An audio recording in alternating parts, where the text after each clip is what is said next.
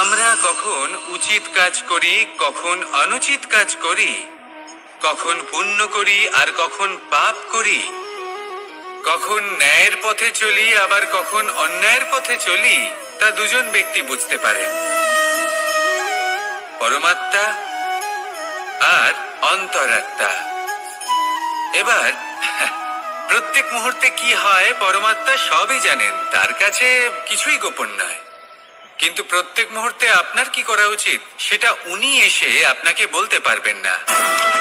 সেই জন্য আমাদের ভেতরে অন্তরাত্মা আছে, আমাদেরই চেতনার একটি অংশ। একবার চোখ বুঝে দেখুন, অন্তরাত্মার মধ্যে নিমজ্জিত হয়ে ভাবুন আর বোঝার চেষ্টা করুন। এই অন্তরাত্মা সবসময় আপনাকে শুভ কাজ করার জন্য প্রেরিত করেন আর অশুভ কাজ করা থেকে বিরত করেন। এই অন্তরাত্মার কথা মানতে থাকুন, পরমাত্মা সবসময় আপনার কাছেই পাবেন। আসুন আর আমার সাথে ভালোবেসে বলুন, রাধা রাধা। মানুষের জীবনে দুই ধরনের আবেগ থাকে যা চিরকাল তার সাথে বসবাস করে। প্রথম, স্বপ্ন। দ্বিতীয়, অজুহাত। মানুষ হাজার হাজার স্বপ্ন দেখতে পারে, আমাকে এই কাজ করতে হবে, আমাকে ওখানে ঘুরতে যেতে হবে, আমায় জীবনে এই অসম্ভব কাজ বাস্তবায়িত করে দেখাতে হবে, আদি ইত্যাদি।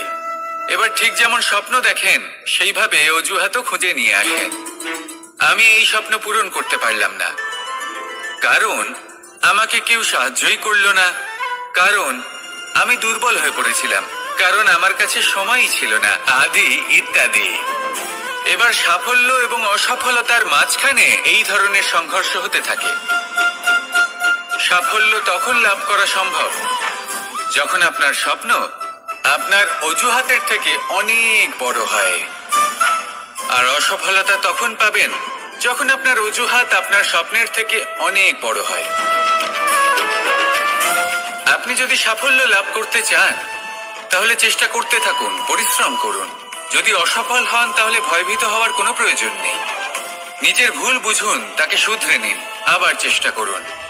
কিন্তু যদি নিজের জীবনে অজুহাত নিয়ে আসেন তখন স্বপ্ন কখনো পূরণ হবে না। আসুন আমার সাথে ভালোবেসে বলুন, রাধা রাধা।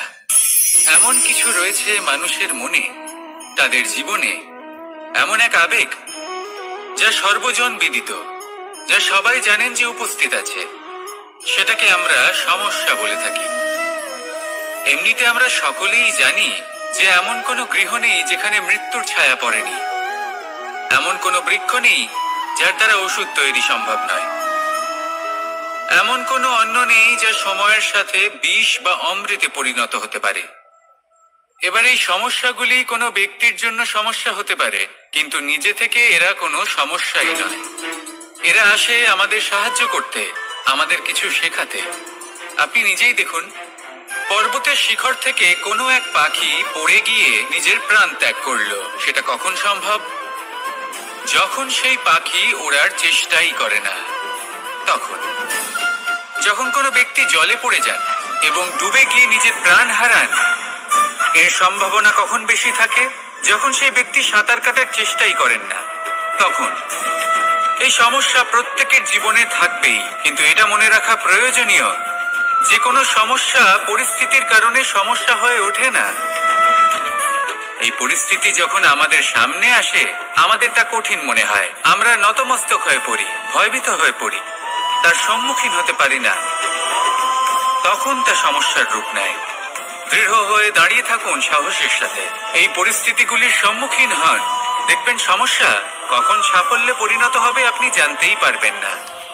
আসুন আমার সাথে ভালোবেসে বলুন, রাধা রাধা। সময় যা সবকিছুকে সমান করে দিতে পারে, যা সব থেকে বেশি শক্তিশালী, সব থেকে বড় সম্পত্তি, সব থেকে বড় শিক্ষক এবং সব থেকে বড় সুযোগ। এই সময় যখন ভালো যায় তখন তা আপনাকে আমিত্বে মত্ত করে তোলে, অহংকারে নিমজ্জিত করে দেয়। আর যখন খারাপ হয় তখন দুঃখের সাগরে নিজের প্রতি ঘৃণাবোধে নিমজ্জিত করে। তাই এই সময়ে যা এত শক্তিশালী এক সম্পত্তি, এত মহান একটি ধন, তাকে এমনি এমনি নষ্ট হতে দেবেন না। এই সময়ের সাথে কি করবেন, কিভাবে করবেন তা ভাবতে গিয়ে এবং করতে গিয়ে সময় নষ্ট করবেন না। যদি আপনি এই সময় নষ্ট করেন, তাহলে সময়ও নিশ্চিত করবে যে আপনার সাথে কি করা উচিত। তাই সময়ের সদ্ব্যবহার করুন আর আমার সাথে ভালোবেসে বলুন, রাধা রাধা। আমরা সকলে শক্তি অনুভব করতে চাই। এবার যদি আপনাকে জিজ্ঞেস করা হয় যে সব থেকে বেশি শক্তির অনুভব কোথা থেকে করা সম্ভব, তখন কেউ কেউ বলবেন পুষ্টিকর আহার গ্রহণ করলে, ব্যায়াম করলে, কেউ বলবেন ধন লাভ করলে, বন্ধুদের থেকে, পরিবারের থেকে, আদি ইত্যাদি। এইভাবে আপনি শক্তির অনুভব অবশ্যই করতে পারেন, কিন্তু সব থেকে বেশি শক্তির অনুভব যদি আপনি করতে চান, তাহলে তা পাবেন শুধু একতার দ্বারা, সংগঠনের দ্বারা। যদি আপনাকে উদাহরণ দিই, নিজের এই হাতটাকে দেখুন, 5টা আঙুল রয়েছে। কোনো একটা বস্তুকে নিজের একটা আঙুল দ্বারা তুলে ধরার চেষ্টা করে দেখুন, বড়ই কষ্ট হবে। তখন আপনি বুঝতে পারবেন যখন এই 5টি আঙুল একত্রিত হয় তখন কোনো কাজ কতটা সহজ হতে পারে। এটাই হলো শক্তি, একতার। সব থেকে ভালো উদাহরণ যদি আপনাকে দিই,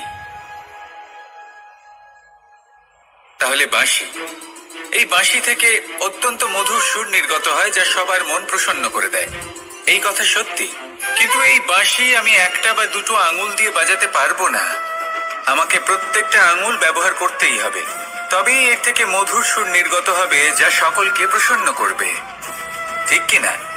ঠিক এইভাবেই যদি আপনি চান যে আপনার জীবনরূপী বাঁশি থেকেও মধুর সুর নির্গত হোক বা সবার মনকে প্রসন্ন করে তুলুক, তাহলে আপনাকেও জীবনে একতা নিয়ে আসতেই হবে। আপনি একাও কর্ম করতে পারেন, পথ চলতেও পারেন, সামনেও এগোতে পারেন, সাফল্যও লাভ করতে পারেন।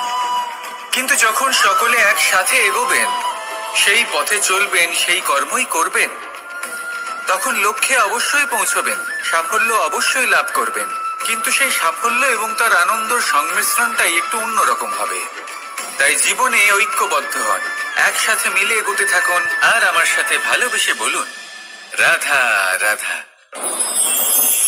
আমার জীবনে পরিচয় হয়েছে অনেক ব্যক্তির সাথে, ভিন্ন ভিন্ন ধরনের মানুষ। এনাদের সাথে আলাপ হয়ে খুব ভালো লেগেছে, অনেক শিক্ষাও লাভ করেছি। আমি তাদের সাথেও আলাপ করেছি যারা অনেক উচ্চ স্তরে পৌঁছে গেছেন, আবার তাদের সাথেও যারা নিজেদের জীবনে বিশেষ কিছু করতে পারেননি। তাদের সাথেও পরিচয় হয়েছে যারা সফল, আবার তাদের সাথেও যারা অসফল। এবার এই সবই একই রকম মনে হয়। এদের মধ্যে পার্থক্য শুধুই মানসিকতার। যখনই কোনো অসফল ব্যক্তির সাথে পরিচয় হয়েছে, তখনই দেখেছি তাদের কাছে সবসময় একটা অজুহাত রয়েছে যে কেন তারা সফল হতে পারেননি। কখনো তারা দোষ দিয়ে থাকেন তাদের ভাগ্যকে, তাদের পরিস্থিতিকে, দোষারোপ করতে থাকেন তাদের মাতা পিতাকে, আত্মীয়দের, বন্ধু বান্ধবদের।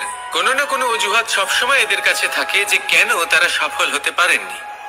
সেখানেই যখন সফল ব্যক্তির সাথে পরিচয় হয়, তাদের কাছে সবসময় একটা কারণ থাকে যে কিভাবে এই সমস্যাগুলির ঊর্ধ্বে উঠে সাফল্য লাভ করা যায়। আর সেই কারণ হলো যে যাই হয়ে যাক না কেন, সাফল্য লাভ করতেই হবে। যতই সংঘর্ষ করতে হোক না কেন, যতই সমস্যা আসুক না কেন, সফল আমাদের হতেই হবে। এটাই পার্থক্য মানসিকতার। সত্যি কথা বলতে, আপনার আজকের এই মানসিকতা হলো আপনার আগামী ভবিষ্যতের ইমারতের ভিত। এই মানসিকতা যতটা প্রবল হবে, যতটা শুভ হবে, আপনার ভবিষ্যৎ ততটাই বিশাল এবং সুন্দর হবে। তাহলে সমস্যার উপর নয়, সাফল্যের উপর মনোযোগ কেন্দ্রীভূত করুন, জীবনে এগোতে থাকুন আর আমার সাথে ভালোবেসে বলুন, রাধা রাধা। অ দিয়ে অন্ত, আ দিয়ে আরম্ভ। এই দুইয়েরই রাশি সমান। যদি আপনি মন দিয়ে দেখেন তবে দেখবেন এদের সম্পর্ক খুবই নিবিড়। কিভাবে? যখন কোনো কিছু শুরু হয়, এটা নিশ্চিত হয়ে যায় যে তা সমাপ্তও হবে। আরম্ভই যদি না হয়, তা সমাপ্তও হবে না। যা আরম্ভ হয়েছে তার সমাপ্তি হলো অবশ্যম্ভাবী। এটাই হলো প্রকৃতির নিয়ম, একে এড়ানো যায় না। এবার এই কথা আমরা সকলে জানি। এবার মানুষ কি ভাবে যে সমাপ্তির পরে কি হতে পারে? এর উত্তর তাদের কাছে নেই। তাদের উচিত অন্য কোনো বিষয় ভাবা যা বেশি গুরুত্বপূর্ণ। এবার মানুষ এটা জানে না যে মৃত্যুর পরে কি হতে পারে, কিন্তু এই কথা অবশ্যই জানে যে জন্ম থেকে মৃত্যু পর্যন্ত এই সময়, যাকে আমরা জীবন বলে থাকি, এই সময় আমরা কর্ম করতে পারি। এই কথা তো আমরা জানি। তাহলে এমন কি কর্ম করা যেতে পারে যা আমাদের সমাপ্তির পরও আমাদের প্রাসঙ্গিক করে রাখতে পারে? এই বিষয়ে ভাবা উচিত। যে জন্মগ্রহণ করেছে তার মৃত্যু হবেই, এটা সাধারণ বিষয়। কিন্তু ইতিহাস আজও সেই সকল মানুষজনকে স্মরণ করেন যাদের এই সংসার তাদের মৃত্যু নয়, বরং তাদের জীবনকালে যে কর্ম তারা করেছেন তার দ্বারা মনে রাখেন। সেই কর্মের কারণে এই সংসারে তাদের নাম, তাদের কর্ম, তাদের ব্যক্তিত্ব, তাদের কীর্তি অমর হয়ে থাকে এবং থাকবে। আপনার কাছে এতটা সময় নেই যতটা আপনার মনে হচ্ছে আপনার কাছে আছে। সেই জন্য যত শীঘ্র সম্ভব শ্রেষ্ঠ কর্ম করুন, যতটা পারবেন ততটা অধিক সুকর্ম করুন। এই সংসারে নিজেকে অমর করে তুলুন আপনার মৃত্যুর পরেও। আর আমার সাথে ভালোবেসে বলুন, রাধা।